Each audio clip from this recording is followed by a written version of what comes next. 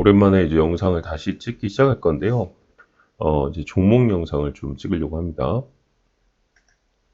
지금 태풍 흰남노가 올라온다고 하죠. 굉장히 좀 걱정이 됩니다.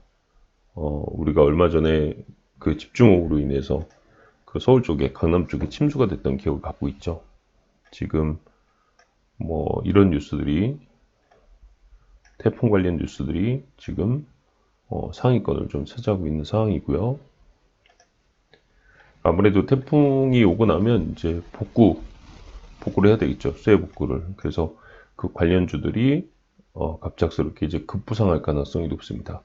물론 이제 태풍이 발생해서 피해가 올 걸로 예상하기 때문에 그 기대감으로 먼저 오른 종목들도 있는 반면에 아직까지 바닥에서 올라가지 않은 그런 기업들이 많이 있습니다.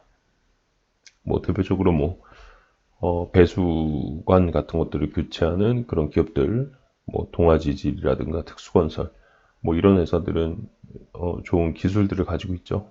뭐 도화 엔지니어링 이런 것들도 그렇고, 도화 엔지니어링은 미리 움직였죠. 근데 동아지질이나 특수건설 이런 것들은 아직 움직이지 않은 그런 상태로 알고 있고요. 그리고 사우디의 이제 네옴시티, 그러니까 아랍에미리트 쪽에서 두바이 같은 것들을 건설할 때 그런 모델로 해서 사우디가 네옴시티, 스마트 시티를 만든다고 하는 그런 이슈가 있습니다. 그래서 그 수혜, 이제 건설사들, 대형 건설사들이 그런 수혜를 볼 수가 있을 테고, 또 대형 건설사에는 또 장비를 이제 납품을 하겠죠. 건설 장비 이런 것들을 납품하는 뭐 현대건설기계 또는 현대두산 인프라코어 뭐 이런 회사들이 향후에 수혜를 볼 수 있을 것 같습니다. 이제 장마로 인해서 뭐 수혜가 발생하지 않아야 되지만 만에 하나 수혜가 발생한다면 이제 그런 기업들이 수혜를 볼 가능성이 굉장히 좀 높다. 뭐 그렇게 볼 수가 있겠고요. 따라서 뭐 그런 관련 기업들을 좀 릴레이로 좀 한번 알아보는 시간을 좀 가지려고 합니다. 이렇게 흰남노 뉴스가 주말 내내 계속 이제 상위권에 오르다 보면 사람들이 자연스럽게 그런 쪽으로 이제 관심을 둘 수밖에 없겠죠. 그래서 오늘은 그 첫 번째 시간으로서 동아지질이라는 기업을 한번 좀 우리가 분석을 해보고 들어가려고 하거든요. 뭐 우리 시장에 상장되어 있는 기업이 뭐 2,300개 정도 되는데 뭐 모든 기업을 이제 다 공부한다는 마음으로 하나씩 하나씩 좀 공부를 좀 하려고 해요. 여기 보면 이제 터널 만드는 게 보이시죠? 이렇게 이제 그 터널을 만드는 쪽에 아주 특화된 그런 회사가 바로 동아지질이고요. 부산 쪽에 위치하고 있어요. 근데 지금 태풍이 이제 부산 쪽으로 지나가죠? 네, 회사 소개를 보면 사업 분야를 보시면 여기 터널, 집안 항만, 엔지니어링 뭐 이런 쪽이죠. 그래서 터널 쪽에 아주 특화된 그런 기술력을 가지고 있는 기업이다. 좀 들어가서 보겠습니다. 뭐 취수 터널 같은 것도 만들고 파이프라인 공사 이렇게 그 땅을 파서 하는 이런 사업들을 많이 하고 있죠. 쉴드 TBM 공법이라고 하는 걸 이용해서 굴착 작업 시 각종 안정제를 주입하여 굴착면의 붕괴를 방지하고 원 사이클 굴착이 종료되면 굴착기 후미에서 지보인 세그먼트를 설치하는 것을 반복하면서 터널을 완성해 갑니다. 지상 작업이 거의 없고 시공 시 발생하는 각종 소음, 진동 등의 건설 공해와 교통 장애가 거의 없고 뭐 굉장히 그 땅을 파는 데 있어서 기술력이 높은 그런 회사라고 보이죠. 네, 뭐 이런 공사들 이외에도 뭐 지하철 공사, 싱가포르 쪽 이제 국외에서도 뭐 공사를 많이 하고 있는 것 같고요. 여기 보면 아부다비에서도 하고 있네요. 앞으로 이제 네옴시티 이런 쪽에도 함께 이제 딸려 나갈 만한 그런 좋은 기술을 가지고 있는 그런 기업이라고 보입니다. 굉장히 아주 기술력은 좋은 기업이고, 그다음에 집안 항만, 요런 쪽도 있네요. 항만 뭐 건설, 그렇죠. 항만 주변의 프로젝트 이런 것들을 진행하는 굉장히 좀 특수한 분야의 그런 건설 회사다. 이렇게 보이고요.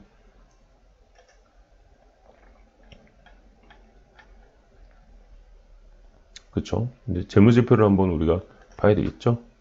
우선 차트는 주봉의 모습을 보면 조금 하향 추세에 있습니다. 현재 약간 하향 추세긴 한데 현재 지금 박스권에서 움직이는 모습이 보이죠.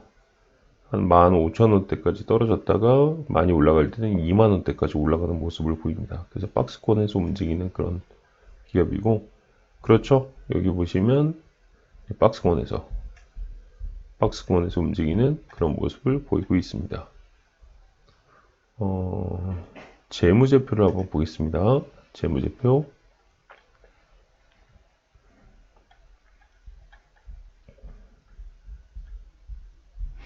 우선 영업이익이 좀 많이 줄었네요. 2019년에는 229억, 2020년에 32억, 2021년에 40억. 당기순이익도 줄었네요. 2019년에 이익이 굉장히 컸어요. 근데 작년에는 이익이 그다지 높진 않았습니다. 자본금은 58억으로서 변동이 없죠. 그러니까 주식 장사를 하는 기업은 아니고 기본적으로 돈을 안정적으로 열심히 벌려고 기술 개발을 해서 노력하는 그런 기업이지 않을까 그렇게 보입니다. 투자활동 현금은 투자를 좀 많이 하고 있어요. 지속적으로 368억, 122억, 230억 이렇게 투자를 많이 하고 있고 흑자 기업이긴 한데 그다지 좀 영업이익률이 아주 높지 않은 부분은 조금 아쉽습니다. 지분 현황을 한번 볼까요? 현금 배당도 꾸준히 하고 있는 기업이고 이런 거는 좀 장점이라고 할 수가 있고요. 유동 주식 수가 44.76%. 지배 구조도 상당히 안정적이죠. 최대 주주가 53%를 들고 있습니다. 이제 50%를 넘어가면 지배 구조는 굉장히 안정적이고 괜찮죠? 다만 작년에 단기 순이익 자체가 많이 감소를 했죠. 2019년대 좋았고 현재는 상대적으로 좋지는 못한 그런 상태입니다. 건설업으로 분류가 되어 있고요. PER은 6.81. 상대적으로 그다지 높게 평가되고 있는 건 아니고 저평가되어 있고요. PBR도 0.96. 투자해볼 만한 그런 상대적으로 저평가되어 있는 구간에 있다라고 볼 수가 있고요. 시가총액은 2,319억이네요. 굉장히 작죠. 변동성이 좀 심한 그런 특징을 가지고 있고요. 그렇다고 해서 변동성이 엄청 크진 않습니다. 아까도 보셨지만 15,000원에서 한 21,000원 정도 사이를 왔다 갔다 하는 그런 모습을 보이고 있고요.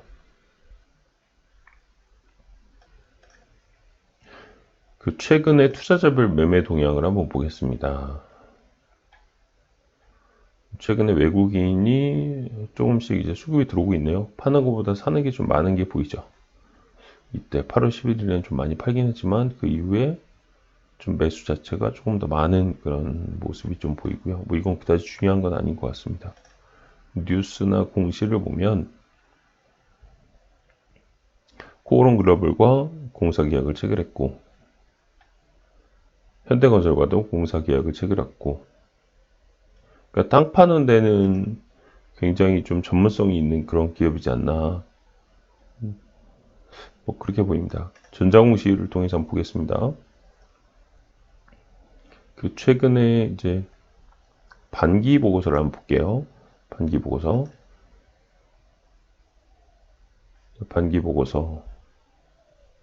회사의 개요. 자본금은 변동이 좀 있네요. 48, 49, 50기에는 자본금 변동이 좀 있습니다. 주식 발행을 좀 한 것 같아요. 뭔가 투자하려고 했나? 주식 발행을 좀 했습니다. 최근에 주식의 총수 변화가 좀 있죠. 사업의 개요를 보면 토목 부문, 기타 부문 이렇게 돼 있고 건설업인데 주로 토목업이죠. 땅굴 파는 그런 쪽이고, 철근 콘크리트, 미장 방수, 비계구조물 해체공사, 주요 제품 서비스는 토목 쪽입니다. 땅을 파는 거니까 이제 토목 쪽이 라고 할 수가 있고요. 매출 수주 사항을 보면 국내하고 해외가 어느 정도 좀 비슷합니다. 해외 비중이 좀 더 높네요. 그러니까 국내와 해외에서 다양하게 매출자를 확보하고 있는 그런 기업이고요.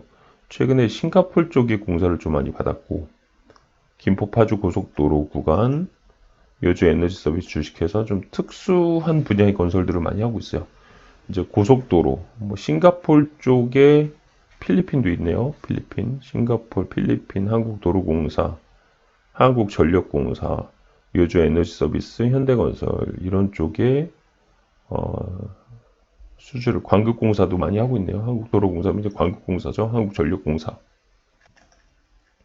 이렇게 광급공사들을 좀 하고 있고, 싱가포르 쪽에 공사를 좀 많이 하고 있고, 현대건설이 이제 네옴시티 진출을 하는데, 이 현대건설과 이렇게 거래한 실적이 있는 거는 긍정적이라고 생각을 합니다. 연결고리가 이제 되어 있는 거죠. 네, 재무제표는 안 봐도 될 것 같고요. 네, 계열회사 한번 볼까요? 계열회사가 비상장 회사 두 개가 있네요. 비상장 회사 두 개가 있고, 베트남에 하나 있고, 여기는 중국 쪽인가? 네, 아무튼 그다지 큰 기업은 아닙니다. 굉장히 작은데 기술력이 상당히 뛰어난 그런 기업이다 라고 보이죠. 1913년 11월 30일에 설립이 됐고, 부산 금정구에 있고요.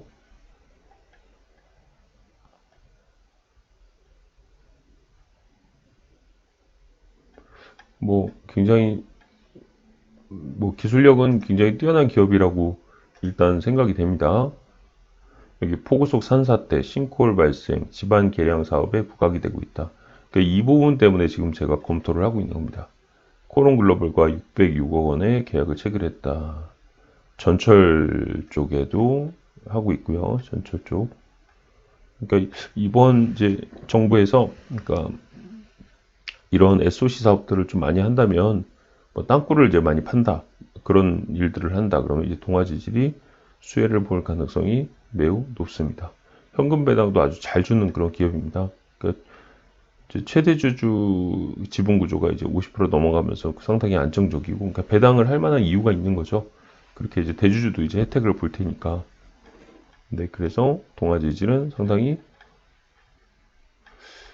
양호합니다. 네옴시티 쪽으로 이제 엮일 수가 있으니까. 이 차트를 이제 마지막으로 한번 보고 이제 정리를 하자면요.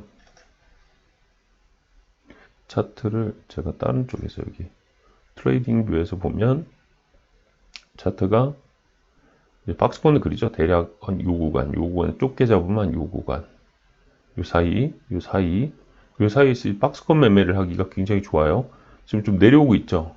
근데 여기 이게 이제 더 내려올지 여기서 바로 반등해서 올라갈지는 모르겠지만, 지금 이제 박스권 좀 중단부, 여기에 중간을 한 이 정도로 본다면 좀 아래에 좀 내려와 있는 상황이죠. 이제 태풍이 이제 본격적으로 이제 영향권에 온다면 이제 좀 사봐도 되지 않을까, 그렇게 보입니다. 지금은 지난 금요일에 이제 미국 시장이 좀 안 좋았으니까 한 번 더 이제 흘러내리면, 그죠? 흘러내려서 아랫방향에 슈팅을 준다면 한 요 정도 선에서, 그죠? 여기 이 부분 계속 여기 연결되는 이 부분 있죠? 이 부분 한 16,000원 초반대, 16,000원 정도에서 좀 잡아보면 어떨까, 그런 생각이 들고요. 이제 네옴시티 이슈가 있으니까 조금 여기까지보다는 좀 높게 목표를 잡아도 되긴 하는데, 좀 보수적으로 잡는다면 한 18,500원 정도, 그러니까 16,000원 정도에 사서 18,500원, 한 10%에서 한 12, 13% 정도, 그 정도의 목표 수익을 가지고 접근하면 되지 않을까, 그렇게 여겨집니다. 일단은 그 태풍이라고 하는, 그죠? 태풍과 수해라고 하는 강력한 이런 그 모멘텀이 뒷받침이 된다면 이 기업의 주가는 상당히 좀 긍정적이지 않을까, 그런 생각이 듭니다. 저는 일단 그 약간 보초병 수준으로 이제 몇 주만 이제 매수를 해놓은 상태입니다. 여기 금요일에 약간만 매수를 했고요. 이제 더 떨어지면 좀 떨어져서 만약에 한 15,500원, 만약 그 밑에까지도 기회를 준다면 이제 적극적으로 이때 매수를 해야 되겠죠. 15,000원까지 온다면 여기 16,500원에서 한 15,500원 정도까지 이 구간 사이에서 분할 매수로 접근을 한다고 보면 좋을 것 같고요. 그래서 올라가면 한 18,500원 정도 부근에서 이제 매도해서 수익을 실현하는 그런 전략으로 접근하면 괜찮을 것 같습니다. 이제 매수할 시기가 점점 다가오고 있죠. 네. 아무튼 오늘은 일단 이렇게 정리 마무리하도록 하겠습니다. 감사합니다.